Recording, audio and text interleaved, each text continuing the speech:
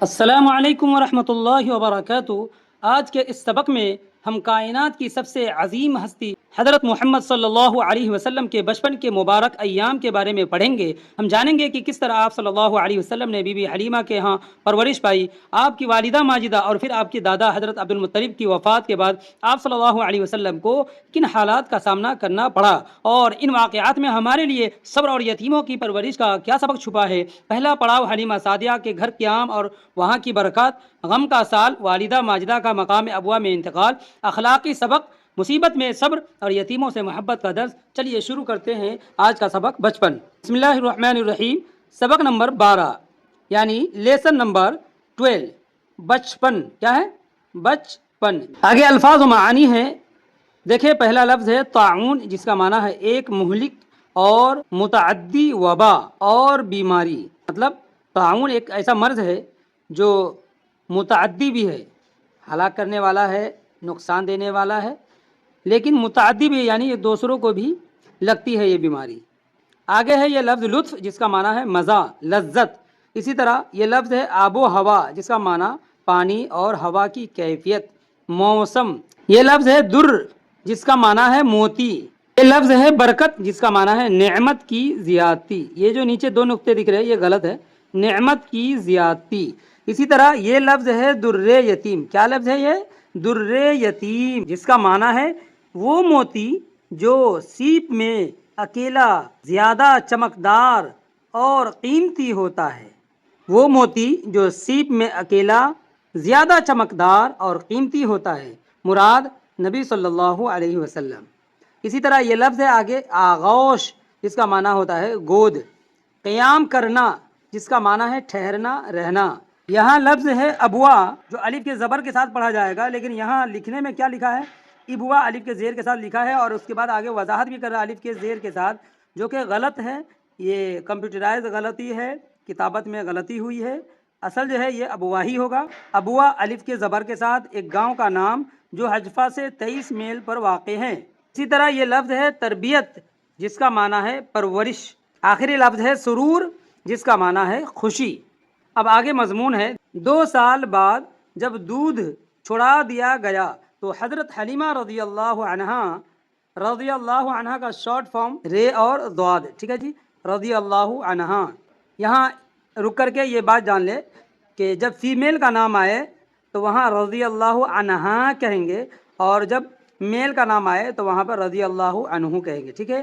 اور جب بہت سارے ہوں گے تو رضی اللہ عنہم، اور فیمیل میں بہت سارے ہوں گے تو رضی اللہ عنہن، ٹھیک ہے جی۔ تو حضرت حلیمہ رضی اللہ عنہ حضور صلی اللہ علیہ وسلم کو مکہ لے گئی کہ آپ صلی اللہ علیہ وسلم کی والدہ ماجدہ کے سپرد کر دیں، مگر وہاں طاعون پھیلا ہوا تھا۔ وہاں جانے کے بعد طاعون کی بیماری کا علم ہوا۔ اس بیماری کے خدشہ کی وجہ سے حضور صلی اللہ علیہ وسلم کو واپس حضرت حلیمہ اپنے گاؤں لے کر چلی جاتی ہے، اور 2 سال اور ان کو جو ہے موقع مل جاتا ہے برکتوں سے لطف اٹھانے کا۔ حضرت حلیمہ رضی اللہ عنہا حضور صلی اللہ علیہ وسلم کی برکتوں کا لطف پہلے اٹھا چکی تھی۔ آب و ہوا کی خرابی کے بہانہ سے واپس لے آئی۔ تقریباً 2 سال پھر آپ حضرت حلیمہ رضی اللہ عنہا کے یہاں رہے۔ 4 سال بعد یہ در یتیم پھر آغوش آمنہ میں آیا۔ حضور صلی اللہ علیہ وسلم کی جو اماں جان تھی ان کے گود میں آیا، آغوش آمنہ میں آیا۔ آنکھوں کو ٹھنڈک پہنچانے لگا، دل کو سرور۔ جب آپ صلی اللہ علیہ وسلم کی عمر 6 برس کی ہوئی تو آپ صلی اللہ علیہ وسلم کی والدہ آپ کو لے کر اپنے رشتہ داروں میں مدینہ گئیں۔ 1 مہینہ وہاں قیام کیا۔ ہمارے حضرت صلی اللہ علیہ وسلم نے وہیں ایک تالاب میں تیرنا سیکھا۔ جب واپس ہو رہی تھی تو موضع ابوا، یعنی جگہ کا نام ہے ابوا، تو موضع ابوا میں جو راستہ میں پڑتا ہے آپ کی والدہ کا انتقال ہو گیا۔ اسی جگہ پہ آپ کو یہی دفن کر دیا گیا۔ حضرت ام ایمن جو حضرت آمنہ کے ساتھ تھی وہ ہمارے حضرت صلی اللہ علیہ وسلم کو لے کر مکہ معظمہ آئیں۔ والدہ ماجدہ کے انتقال کے بعد آپ صلی اللہ علیہ وسلم کے دادا عبد المطلب نے آپ صلی اللہ علیہ وسلم کو اپنی تربیت میں لے لیا۔ ہمیشہ آپ صلی اللہ علیہ وسلم کو اپنے ساتھ رکھتے تھے۔ کون؟ دادا عبد المطلب۔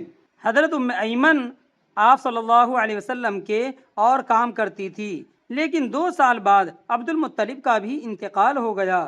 اس وقت ہمارے حضرت صلی اللہ علیہ وسلم کی عمر 8 سال 2 ماہ 10 دن تھی۔